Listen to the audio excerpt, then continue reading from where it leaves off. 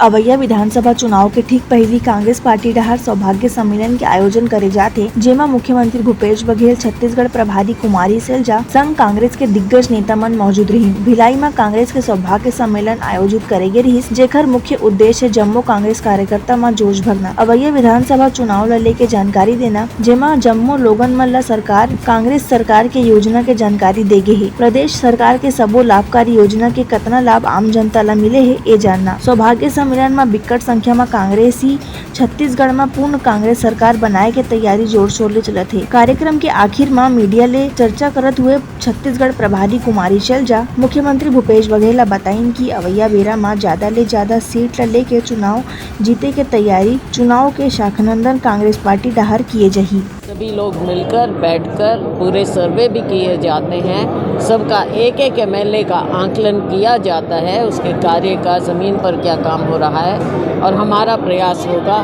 कि हम विनेबिलिटी को देखें और कांग्रेस के प्रति निष्ठा को देखें और उन्हीं को हम हमें पूरा विश्वास है कि पिछली बार 17 आई थी, एक बाद में आई तो 17 आई थी, तो हमें विश्वास है क्योंकि उस समय के देखो मुख्यमंत्री थे यहाँ पर, तो जैसा भी आप समझ लीजिए थोड़ा सा उनका प्रभाव था, लेकिन अब मुझे नहीं लगता कि उनका कोई विशेष प्रभाव जनता में या अपनी पार्टी में बचा है। यूपीए सरकार में 130% वृद्धि हुई थी, क्योंकि हमारे छत्तीसगढ़ धान का कटोरा है, 130% वृद्धि हुई थी।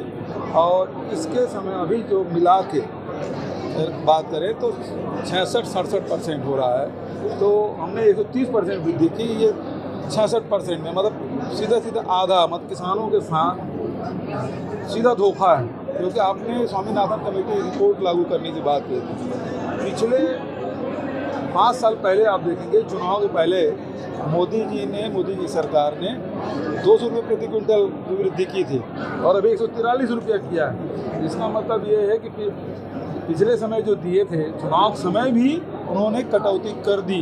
इसका मतलब ये है कि किसान की सरकार नहीं है, किसानों को उनको वोट नहीं चाहिए। ब्यूरो रिपोर्ट उत्तलंघा न्यूज।